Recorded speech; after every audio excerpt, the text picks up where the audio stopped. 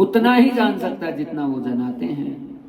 ऐसे मेरे प्यारे लाल जी आज सभा में प्रकट हो गए, और जैसे मेरे भगवान प्रकट हुए उसी समय समस्त जितने ऋषि संत महात्मा, उनकी खुशी का ठिकाना नहीं रहा। भगवान के दर्शन करने लगे।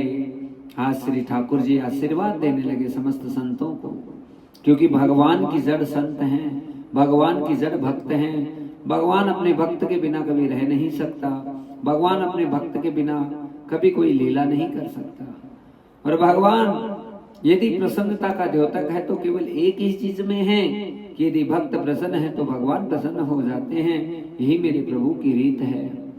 आज महाराज श्री ठाकुर जी जो प्रकट हुए, उन्होंने बहुत सुंदर सुभाशीष सबको प्रदान किया, और उसके बाद में भागवत जी को आज बहुत बड़ा वरदान श्री ठाकुर जी की कृपा से प्राप्त हो रहा है।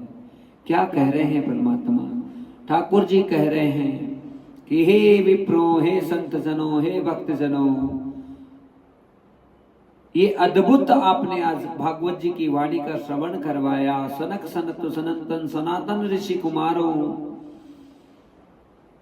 और मैं खुद नारायण, मैं खुद श्री कृष्ण तुम्हारी वाणी से सुनकर, उस वाणी को सुनकर गदगद हो रहा हूं, और अंतःकरण से बस एक ही आवाज निकल रही है कि आज से मैं अपने स्वरूप को भागवत में प्रतिष्ठित करता हूं।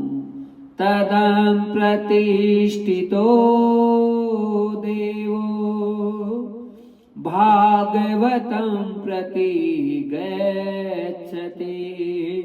भागवत में मैं अपने स्वरूप को प्रतिष्ठित करता हूं, और जहां जहां भागवत की ध्वनि होगी, किले कले दोषा इमे सर्वे सिंह शब्दाद व्रका इव है। कलयुग के दोष जिस प्रकार से कि वन में सिंह आ जाता है तो जितने और पक्षी जानवर रहते हैं सिंह की ध्वनि से भाग जाते हैं, तो भागवत की ध्वनि ऐसी इतनी महान होगी कि जहां जितने कलयुग के दोष होंगे, वो सारे कलयुग के दोष जिस प्रकार से जंगल में सिंह आने से भाग जाते हैं, उसी प्रकार से कलयुग के सारे दोष भागवत जी की वाणी से भाग जाएंगे।